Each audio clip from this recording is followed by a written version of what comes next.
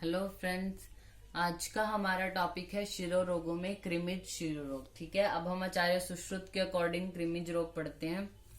तो इसके लक्षण क्या है? निस्तुद्धते यस्या, निस्तोदन। निस्तोदन का मतलब होता है सुई चुभने के समान वेदना होना। यस्य शिरो अति मात्रम, यानी जिस व्याधि में सिर में अति मात्रा में सुई चुभने के समान वेदना हो। समभक्ष्यमाणम, समभक्ष्यमाणम मतलब खाया जाना। स्फुटंती यानी भेदन के समान वेदना होना। च अंत यानी अंदर की तरफ, यानी सिर का जो भीतरी भाग है वो हमें क्या प्रतीत होता है? जैसे खाया जा रहा है, उसको कोई खा रहा है और फोड़ने के समान उसमें वेदना होती है।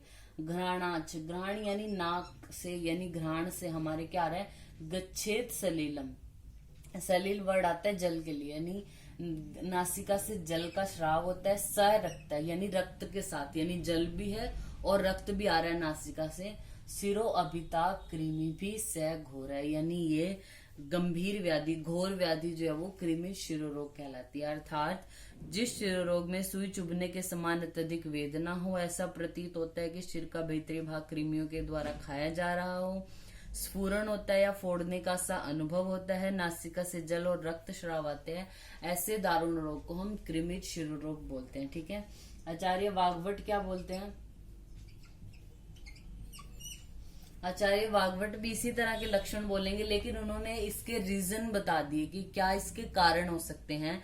जैसे संकीर्ण भोजन करने की वजह से, सिर में रक्त और मांस के क्लेद होने पर, इन दो कारणों की वजह से तीनों दोष प्रकोपित हो जाते हैं और कृमि की उत्पत्ति हो जाती है। वे कृमि रक्त पीकर तीव्र वेदना उत्पन्न करते हैं। ज्वर होता है पेशेंट को, मनोविभ्रम, कास, बल की हानि, शरीर में रुक्षता, छेदन सी पीड़ा, दहा, स्फुरण, नाक से दुर्गंध का आना, कपाल, तालू और सिर में खुजली होना, शोष, नाक से ताम्र वर्ण का, वो बोलते हैं ताम्र वर्ण का साफ कफ निकलता है। आचार्य सुश्रुत क्या बोलते हैं कि नाक से जल और रक्त का श्राव होता है, कर्ण में आवाज आती है। फिर आते हैं हम जो कृमि शिरो रोग है उसके ट्रीटमेंट पे।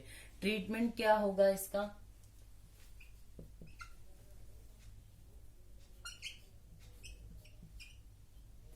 सबसे पहले आता है नस्य। नस्य देना हमने किससे नस्य देना है? हमें पहले रक्त से नस्य देना है। रक्त का नस्य देने से क्या होगा? जो नासागत जो कृमि है, जो हमने बताया इसमें कि कृमि की उत्पत्ति हो जाती है, तो वो कृमि मूर्छित हो जाएंगे और रक्त की गंध में मस्त होकर कृमि बाहर आ जाते हैं। फिर उनको हमें कुर्चक से पकड़कर बाहर निकाल देना है। फिर हमें शिरोविरेचन और किससे देना है? ये जो हमने नस्य दिया ये तो उन कृमियों को बाहर निकालने के लिए। फिर इसके अलावा जो कृमि कुछ अंदर भी रहेंगे उनके लिए हमें क्या करना है? विडंग, मरीच हो गया, अपामार्ग, शिगरू, इनके चूर्ण से नस्य देना है। या फिर जो सहीजन के बीज हैं उनमें कांसा या नीली मिलाकर गोमूत्र के साथ पीसकर और पीड़ नस्य दे सकते हैं। धूमपान किससे देना है? जो सड़ी हुई मछली है उसके धुएं से, या जो कृमिघ्न औषधियां उनसे हमें धूमपान देना है। आहार कैसा देना है? यानी खान पान सारे जो होंगे वो कृमिनाशक पदार्थ देने हैं।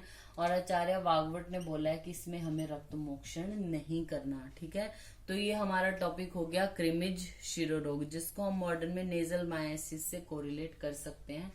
Thank you.